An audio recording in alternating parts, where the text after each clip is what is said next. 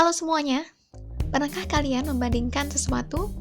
Ketika berbelanja online misalkan, kita akan membandingkan barang antara toko yang satu dengan yang lain. Dari sisi kualitas, harga, dan review dari pembeli yang lain sebelum memutuskan pilihan mana yang terbaik. Banyak hal yang kita temui bisa dibandingkan. Bahkan bisa jadi, sebelum memutuskan sesuatu, kita akan melakukan komparasi dengan kasus yang lain yang serupa, agar tidak salah pilih. Demikian pula dalam penelitian. Ada kalanya seorang peneliti ingin membandingkan suatu kelompok yang ditelitinya. Lalu, apa yang menjamin bahwa perbandingan yang dilakukan adalah objektif? Melakukan perbandingan suatu data tanpa melalui proses penelitian yang empiris justru bisa menghasilkan kesimpulan yang keliru. Statistika bisa menjawab hal ini, agar peneliti tetap objektif dalam mengambil keputusan. Susunan hipotesis dalam penelitian yang bertujuan untuk membandingkan suatu kelompok disebut dengan hipotesis komparatif. Nah, di video kali ini, kita akan membahas lebih jauh hipotesis komparatif yang meliputi bagaimana rumusan hipotesis komparatif, statistika uji yang digunakan, khususnya untuk yang parametris, implementasi kasus penelitian dengan SPSS, dan interpretasi hasil dan kesimpulan. Silakan disimak.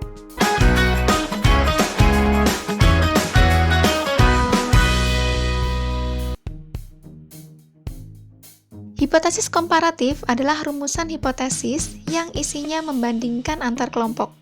Bisa dua atau lebih dari dua. Oleh karena itu, hipotesis ini dibagi menjadi dua macam, yaitu perbandingan dua sampel dan perbandingan K-sampel. Sampel di sini artinya kelompok yang dibandingkan ya. Jadi, perbandingan dua sampel artinya kita membandingkan dua kelompok, sedangkan K-sampel artinya lebih dari dua kelompok. Misalkan membandingkan nilai kelas A dan kelas B, berarti membandingkan dua sampel. Sedangkan jika membandingkan nilai kelas A, B, dan C, berarti membandingkan K-sampel. Perbandingan ini masih dibagi lagi, yaitu berpasangan dan independen. Berpasangan artinya data masih saling terkait. Misalkan membandingkan dua merek mie instan mana yang lebih enak antara mie merek A dan B. Data diambil dari responden yang mencoba kedua merek ini. Artinya, data masih terkait, karena dicobakan pada responden yang sama. Sedangkan kalau independen, data tidak saling terkait. Misalkan jumlah penjualan mie instan di kota A dan kota B. Antar kota ini tentu tidak terkait. Kita akan mulai dari komparatif dua sampel. Perumusan hipotesisnya ada tiga cara, yaitu uji dua pihak, uji satu pihak, pihak kanan, uji satu pihak, dan pihak kiri. Ini adalah contoh perumusan hipotesis komparatif dua sampel untuk uji dua pihak. H0, tidak terdapat perbedaan produktivitas antara pegawai yang mendapat kendaraan dinas dan yang tidak. Kalau ditulis secara statistik, H0 μ1 sama dengan μ2. Tidak terdapat perbedaan artinya sama. Untuk HA kebalikannya. Terdapat perbedaan produktivitas antara pegawai yang mendapat kendaraan dinas dan yang tidak. Secara statistik ditulis HA μ1 tidak sama dengan μ2. Ini untuk uji dua pihak. Hampir sama ya dengan hipotesis deskriptif. Ini adalah contoh perumusan hipotesis komparatif untuk uji pihak kiri. Produktivitas pegawai yang mendapat kendaraan dinas lebih besar atau sama dari pegawai yang tidak mendapat kendaraan dinas. Secara statistik, H0, μ1 lebih dari sama dengan μ2. Nah, bagaimana dengan HA-nya? Tentu kebalikannya. Produktivitas pegawai yang mendapat kendaraan dinas lebih kecil dari pegawai yang tidak mendapat kendaraan dinas. Secara statistik ditulis HA μ1 kurang dari μ2. Demikian pula untuk uji pihak kanan. Untuk uji pihak kanan Saya rasa contohnya sudah cukup jelas ya, tinggal kebalikan dari uji pihak kiri. Oke? Untuk hipotesis komparatif yang parametris dalam kasus 2 sampel, statistika uji yang digunakan adalah uji T berpasangan.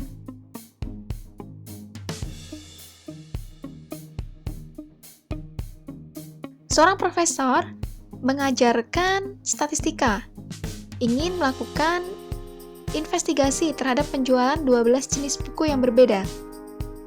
Profesor tersebut ingin mengetahui bagaimana hasil penjualan buku-buku tersebut setelah dilakukan bedah buku dan sebelum dilakukan bedah buku.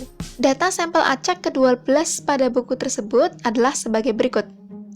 Oh ya, untuk data Microsoft Excel bisa di-download di kolom deskripsi.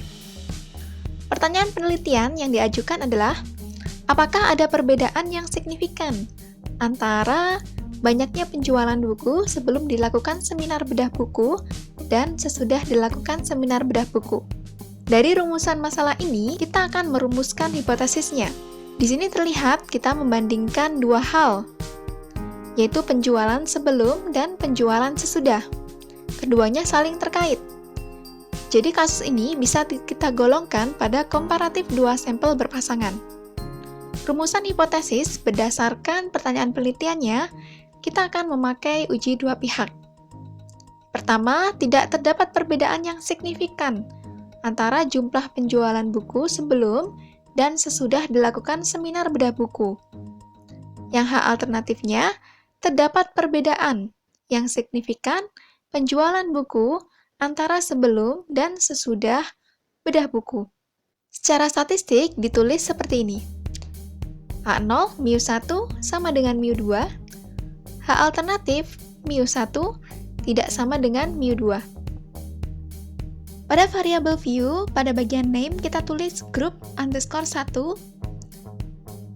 Kemudian yang baris kedua, group underscore 2. Untuk labelnya, kita tulis sebelum bedah buku, ini untuk yang grup 1, dan setelah bedah buku untuk yang grup 2. Oh ya, untuk desimal, teman-teman bisa mengkondisikan sesuai dengan data yang diperoleh. Oke, kalau dalam kasus ini, desimalnya saya buat 0, kemudian measure-nya saya buat scale. Oke, kita langsung melakukan uji T berpasangan. Langkahnya adalah analyze, compare means, nah pair sample t-test, karena ini berpasangan, pair. Kemudian pindahkan kedua variabel ke kotak paired variables. Pindahkan seperti ini, di dalam satu baris, kemudian klik OK.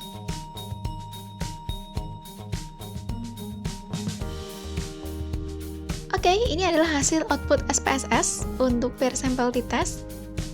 Cepat ya, mudah sekali. Nah, nilai yang dilihat adalah nilai dari signifikan atau p-value-nya, yaitu di sini diperoleh 0,005. Nah, nilai signifikannya kurang dari alfa, sehingga keputusannya adalah H0 ditolak.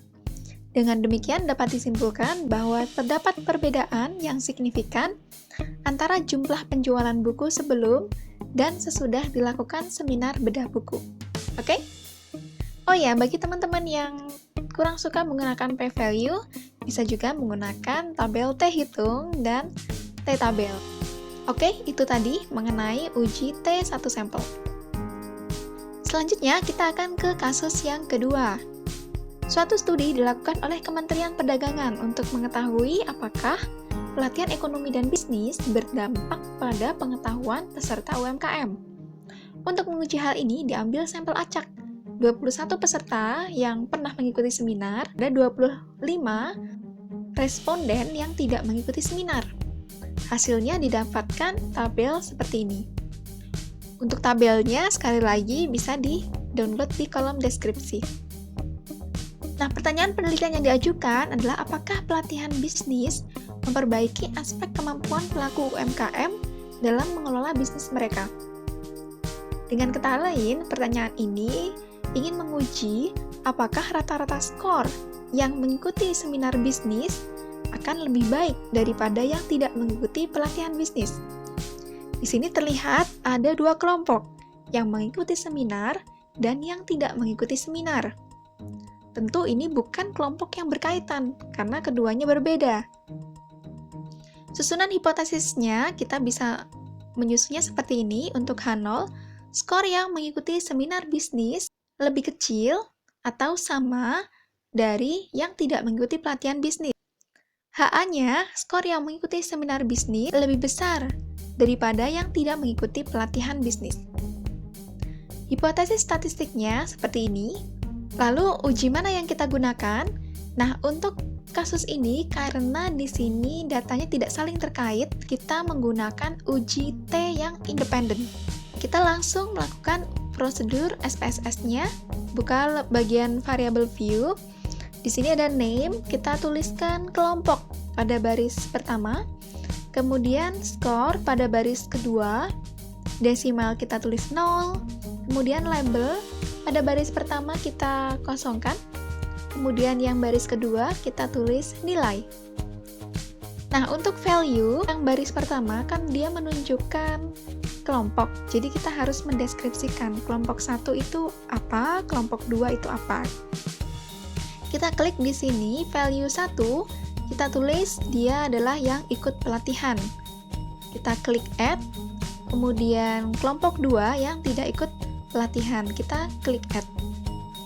Oke, yang baris kedua ini kita tulis value-nya.